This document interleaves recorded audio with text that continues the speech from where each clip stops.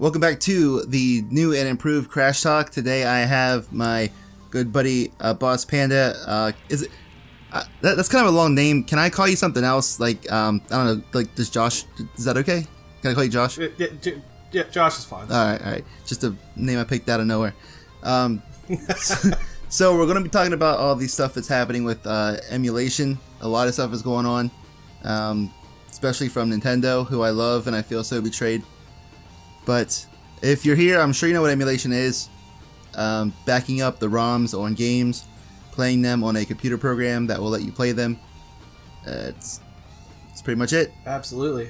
Not just computers, other devices as well. So what has happened is ROMs have been around for like a long time. I used to play them back in like 98 on a compact computer that had like 2 gigs of memory in it. What is happening is it's kind of a legal gray area to own ROMs, because there was a popular myth that said that if you have the actual game, then you could download the ROM, which I'm not 100% sure that is factual or not.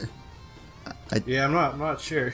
I don't believe so. I mean, it sounds like it could be, but at the same time, it sounds like something people made up. Yeah, it's still their intellectual property, so it's still a little sketchy. Right, especially downloading them. I think it's actually, if you rip the ROM yourself from a game that you own, you can have it.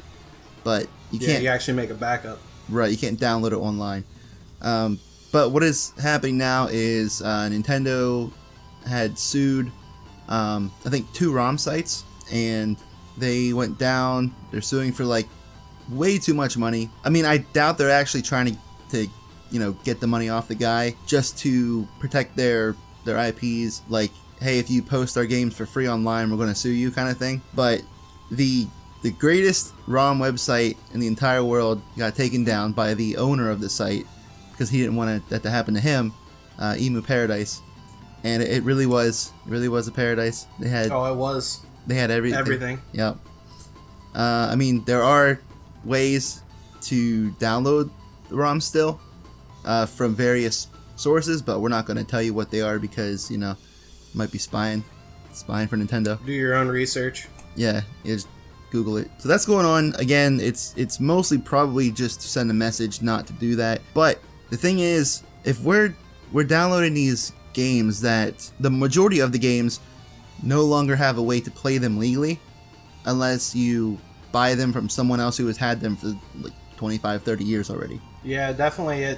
It's more of a third-party market now than anything, so they're not really making their money off of it. It's kind of like, back in the mid-90s, Nintendo released the Mario All-Stars, which was like the first 3 Super Mario Brothers games and the Lost Levels. Like, something like that, like a collection of games, like, we'll pay money for that. Like, we'll buy it, like a Metroid collection or a Zelda collection. Like, people are going to buy that. They won't have to emulate it or things like that. So, but absolutely, yeah. But the thing is, like, especially Konami. Like, what if you want to play like Metal Gear Solid, or an old Castlevania? Like, who knows when that's coming back? Who knows if they're ever going to release any kind of collection or remaster or anything ever again for anything? Yeah, definitely. Like, that's when they came out with the NES Classic and the SNES Classic. Like, it proved to people and Nintendo that fans of that genre would definitely go out and purchase that if it was available. And I would understand if they still had the the massive library of classic games on a virtual console, but the Wii online has been taken down, so that's not available anymore. The one on the Wii U and the 3DS sucks. Like, they barely have any games on it. And what are we getting? Like, I think 20 NES games with the Nintendo Online, and like that's it for now. Yep, which still doesn't entice as many people to not pirate it, because they're going to select very few titles, and they're supposed to make it kind of like a Netflix style where they go in like round robin with their games, but that still doesn't do something for the fan that wants to go out and purchase the digital downloads for, especially on the Nintendo Switch right now, which is huge. I mean, to be able to play GameCube games on the go, that would be huge. Yeah, I mean, like, honestly, if they did like a Netflix style and they had first of all, third-party games, and everything from the NES, Game Boy, Super Nintendo, GameCube, 64, and all that, I'd pay like $10 a month for it, like the Xbox Game Pass, which is not worth $10 a month. Yeah, absolutely. Yeah, I would. Because their online service right now, $35 for a family plan is great. So that right there, give us more inclination to get in there and pay the extra $5, $10, $15 to get access to their digital content. Right, and like everyone's complaining about these 20 games because they're not really giving us a whole lot with that paid online. But that doesn't mean that we don't want to pay for old games. Like, we want to do that, just let us have them. But the thing that with emulation is, what about all those obscure Japan only games that were based on someone else's IP, like an anime based game or something that the company no longer has a license for? Like, that's never getting re-released. Yeah. That's just like a lot of the good Japanese titles as well that US users wouldn't even notice existed unless it was for ROMs. Like, I'm a Fire Emblem fan. We never got half the Fire Emblem library. They decided, picked and choose which ones we got, and there's other great titles out there that we could play if they would just say, here's give us $40, here's a selection of titles, go at it. Right, and I'm sure if they released a fully translated like Genealogy or the GBA one with Roy in it, people would buy it for more than what they would ask for in like a virtual console. Yeah, well, yeah, a lot of people don't know where Roy even came from. They just know he's a Fire Emblem character. Because I'm pretty sure that was a GBA one that he was on, but yeah. Yeah, we got the the one that before that and the one after it, but not the one with Roy in it or something like that. I just downloaded some ROMs myself not too long ago, ISOs. I'm downloading the GameCube library because, Fire Emblem's $90 for a single copy, and Nintendo isn't profiting from third parties selling it at $90. If they said, here, $39 or even $30 for a GameCube port to the Switch, I'd take my money, like, absolutely, hands down. Yeah, definitely. I mean, yeah, people would pay, probably about $30, I want to say. 25, 30 for like full ass GameCube games like Fire Emblem, Sunshine, Melee. Melee is like what, $60-$70 to buy it used. Yep, like Metroid Prime, like all the good AAA titles, even the indie games, like the third party titles, people would definitely buy them because there's channels out there now that actually cover all of the old retro games that people didn't know about, which they didn't know about it back then. They could afford it now. Yeah, and it like you mentioned, like Metroid Prime, like sometimes they do bring them back. Like, we do have the Metroid Prime trilogy, which you can actually download on the Wii U or find it in stores used still.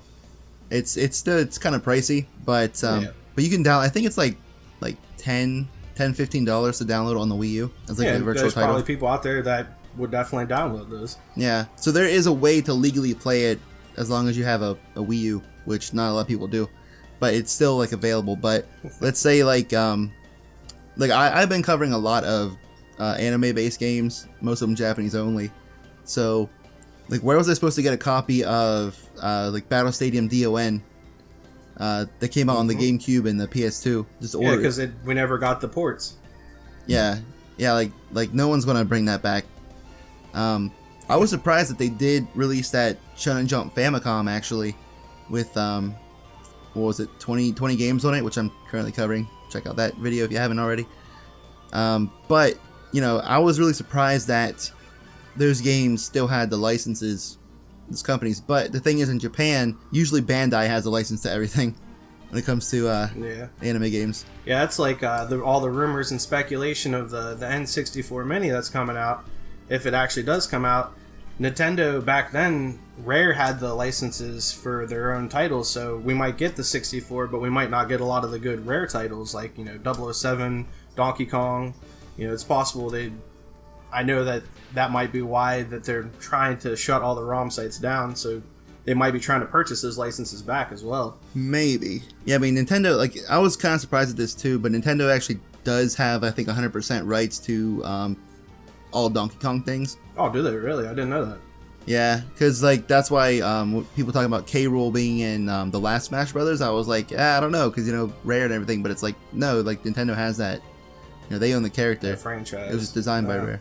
But you're right about GoldenEye, Banjo-Kazooie, Banjo-Tooie. What was it? Jet Force Gemini. The game that came out after 007, wasn't that by Rare as well? Perfect Dark, yeah. Perfect Dark. Mm-hmm. like pretty much the better version. At the same time, Nintendo has a pretty good relationship with Microsoft right now, so I would think that, you know, they would let them use it, just like the Nintendo and Super Nintendo Minis had Capcom, Konami games on it. It'd probably still work out. Most of the stuff that I've been downloading here lately is all the AAA titles, in case Nintendo does manage to get a hold of all of the good ROM sites. Yeah, like I'm not going to tell you to go and steal anything, but if you are interested in playing, you know, classic games, retro games, or you might be in the future, go find those Nintendo published first party ROMs, because they're going down. Yep, they're drying up. There's a bunch of really good ROM sites that have been shut down that, you know, we were looking for a while to try to find a good source for, you know, Wii games and GameCube games, and they're getting thin. So with all the controversy around the legality of ROMs, so I mean, obviously companies have to protect their IP. Downloading a ROM, I mean, it is piracy, whether it's a, you know, new game or an old game that's been out of print from a company that went defunct 20 years ago. It technically it's still piracy, but I would download a car, I would download a pizza, so absolutely no judgment. So yeah, the reason all that's happening is because companies have to protect their IPs. They don't want people downloading for free what they could sell to them, whether they're going to sell it to us or not. They want to have that option. But the importance of emulation and keeping ROM backups is because a lot of companies aren't very good at keeping their game files together. Yeah, absolutely. Yeah. I mean, Nintendo filled an entire landfall up with their NES games years ago. So I mean, if no one got a hold of a copy of that game, you would never be able to play it. It doesn't matter how terrible it is. There's people out there that like to collect 100% that would pay for that, but we have no digital backups of it. Right. Speaking of which, Virtual Boy games. Like, how would you ever play a Virtual Boy game? Never. You just don't even need to play a Virtual Boy. I heard the Wario one is pretty good, which it looks actually really good.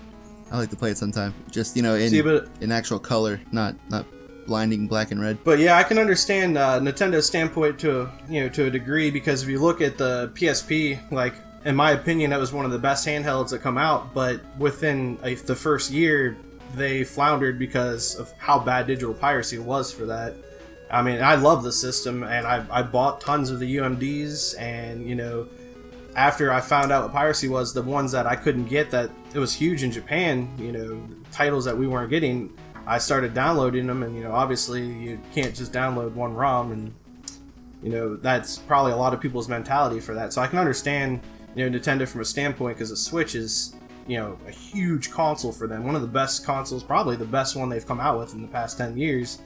And I've too followed the scene for that, and, you know, Nintendo's really cracking down on, you know, it's actually blocking people's Nintendo accounts and, you know, bricking systems.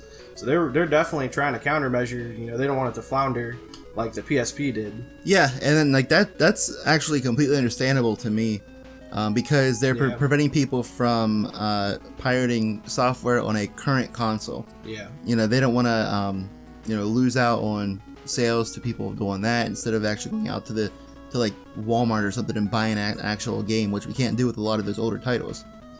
Absolutely, yeah. Even though, I mean, if you're gonna pirate a game, you're probably wouldn't going to buy it anyway. That's not true for the Game Boy Advance. Right. No, I'm a collector, so I mean, even from your standpoint, I know you collect video games as well. I have tons of devices, you know, that I have emulation on, but I still like having the physical copy of, like, the Pokemon games, the Fire Emblem games. And again, though, it goes back to that third-party price tag of, you know, some Fire Emblem games shoot up to $40, you know, for a Game Boy Advance game, you know, and again, Nintendo's not making the profit off of that. So going back to what I was saying about companies not really keeping all their files together, so the Sega Saturn, it's a really interesting console to me, because it really, like, super failed here in the U.S., but they had a lot of games in Japan, but one of the big games in the U.S. was the Panzer Dragoon games. I think there were 3 of them, right, on Sega Saturn. I actually didn't know it came out on Saturn. I'm not a big Saturn advocate. That's awesome. I think it's Panzer Dragoon Saga. I could be wrong, but the files for that game are gone. Like, Sega lost them. They don't exist anymore. So the only way to play that game is to either find the game physical, which is like $400 or more, or download the ISO, which, I mean, Saturn emulation is almost, well, it's getting better, but it's not very good. As I say, I saw some mega people emulate the Sega Master System as well, but I haven't got into that too much. Oh yeah, the Master System is just a weaker NES, kinda. Yeah. But I mean, like thinking about that, I mean, like you might think like, oh, that's not a big deal, you know, it's a Sega Saturn game, but you know what other game had its files lost completely? Kingdom Hearts. That's ridiculous. Yeah, like the first Kingdom Hearts game, Square like lost the files to it. That's absurd to not keep track of That's again, like you were saying though, if they don't make backups of their own games, you know, once it dries up on the internet, who's going to experience those games? Right, and like this isn't like, you know, the 80s or 90s. It isn't some like third party random super obscure game. It's fucking Kingdom Hearts, which, you know, like a lot of people really like that series, and they had to go in and completely remake the game for the HD version of it that they released. I did not know that. Yeah. That's awesome. I mean, it's terrible, but again, awesome. Yeah, so it's really important for literally not put all your eggs in one basket with game files, right? Because even if you know, the company's building gets destroyed or computers get wiped and everything is gone, like we still have those you know, homemade backups. Yeah. And the way it is right now, for, you know, we're in the digital age where backups, you know, you can get a terabyte hard drive for pennies on the dollar compared to what it used to be. So these big box companies could definitely, you know, back up all of their stuff easily for a fraction of what it cost 5 years ago. Yeah, I mean, you can back like speaking of like older stuff, you can back up an entire library of NES games that were released in the US, the entire ROM set onto the NES Mini. That's how small those files are. Like everything up to till we started getting into CDs, you can back up on like one drive easily. Yeah, the cartridges weren't too expansive back then. Yeah, and speaking of you know, CDs, they kind of destroy themselves even without use. Like a lot of GameCube games, especially the Metal Gear Solid Twin Snakes, like a lot of those are falling apart because of cheap materials. And yeah, and that's a good game. Depending who you ask, I like it, and it's pretty expensive, but they're falling apart, and we won't be able to play it except for, you know, ROM backups. That's like a lot of the old PlayStation games are the same. They're very brittle, you know, PS1 titles, and you look at like the Dot Hack series on the PS2 series, and that's, you know, a fairly expensive game set, and when you go to put your disc in and it crumbles, you know, without backups, you're pretty much SOL for that. I know, especially with the way that they're in the DVD cases, and you have to like push it down and like bend it to get it out. Yeah. Like imagine how many times that disc has been pulled out of that DVD case over the years since its release, you know? Yeah, I'm not a super big Sony guy anymore, but I used to be. But I feel like from a, you know, an emulator standpoint, they've tried to push the older games on their PSN. Even when I have a Vita, even on the Vita, you were able to download, you know, a large library of stuff, and there's a lot of games that if you log into your PSN account under a Japanese account, you can create one, and you can actually download Japanese titles as well. So like if Nintendo even did something like that, where you could create, you know, a region, obviously their devices are region free, but, well, they are anyway now, but if you created a Japanese account to download, you know, Japanese demos and even the older game titles, like on the Wii, like how they had the Virtual Console on that'd be great. You know, again, that would push, you know, hackers and emulators and, you know, everyone that runs, you know, ISOs and stuff to go out and purchase these titles. Yeah, so I think like what it really comes down to is whether it's like moral or not to, you know, download ROMs or whatever. If they take down all the ROM sites, then we lose these games that are never getting re-released. Like for example, Doki Doki Panic, like the original version of Super Mario Bros. 2. Yep. That was created by Nintendo with a license from a radio show in Japan, in the 80s. So I highly doubt that that's ever going to be re-released because that license is probably long gone. But yeah, stuff like that's why we need it. Go download as much as you can and keep them safe. Get them. Just backups, in case. Backups. Yeah, just in case the Rompocalypse does, come 100%, and we can all meet each other on the dark web. Make sure you use those VPNs. Cover your tracks. Yeah. Do that if you want. If not, don't do it. I don't care. Someone else will do it. But do you have anything else? Just the fact that the money wise, especially like when we were kids, a game might cost $60 or $40 back then, and back then was a lot of money, and obviously if you didn't have the money, and it was the morality of it when we were younger, obviously was a little bit different. But to be able to get a game that at the time cost $40, and coming from a poor low income house, that's huge to be able to download. Like people were downloading pretty much Super Nintendo 64 stuff like that back then, and in a low income housing, that's a lot of money. So it gives people the choice to play the games, and then as they come of age and get older, people like you and me, we can go out and buy the games and collect them.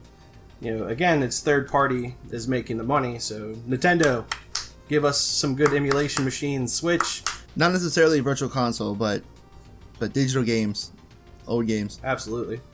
Yep, I'll buy 5 memory cards and I'll download their entire library. It's fine. Take my money, but just give us the option. Yeah. Like, shut up and take my money, like literally. Yep. But I think that's all we have for today. So thanks for watching. If you like this, click like and subscribe, and leave me a comment letting me know, would you steal a game to entertain your family? This has been ABossPanda, aka what was it? Josh, I think the name was that we came up with. Yeah, something like that. Close enough. All right, so thanks for watching. We'll see you next time.